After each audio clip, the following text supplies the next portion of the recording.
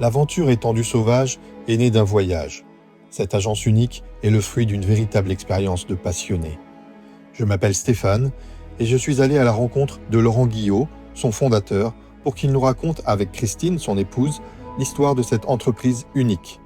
Au travers de 7 épisodes, je vous propose de découvrir un projet né de la passion et de cette volonté de partager l'expérience qui a changé une vie.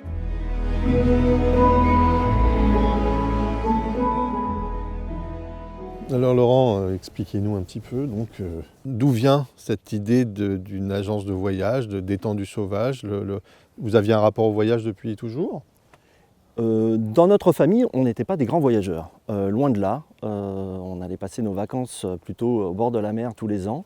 Et mon terrain de jeu, mon terrain de voyage, c'était plutôt ici, en forêt de Fontainebleau et sur ce magnifique site de la Dame Joanne, au milieu des rochers et des arbres, pour crapahuter au milieu des rochers. Bien sûr, un peu comme tous les gamins, je rêvais d'aller en Afrique, mais je ne voulais pas aller en Afrique en étant derrière des hordes de minibus au Kenya ou ailleurs. Et c'est en allant au Zimbabwe qu'on a eu une véritable révélation par ces espaces extraordinaires, sans personne, vierge de tout, une nature totalement immaculée et préservée.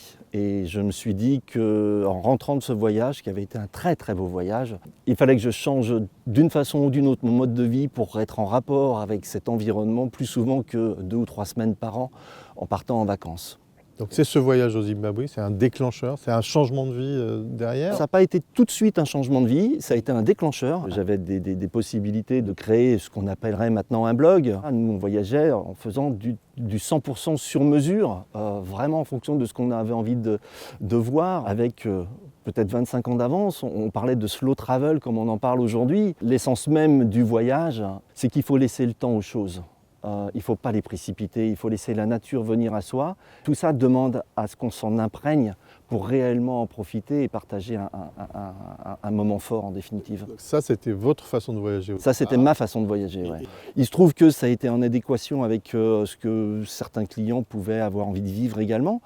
Et donc, ils nous ont contactés assez naturellement. Et puis, de fil en aiguille, le nombre de demandes augmentant, on a créé Étendue Sauvage, l'agence de voyage, quelques années plus tard, en 2007.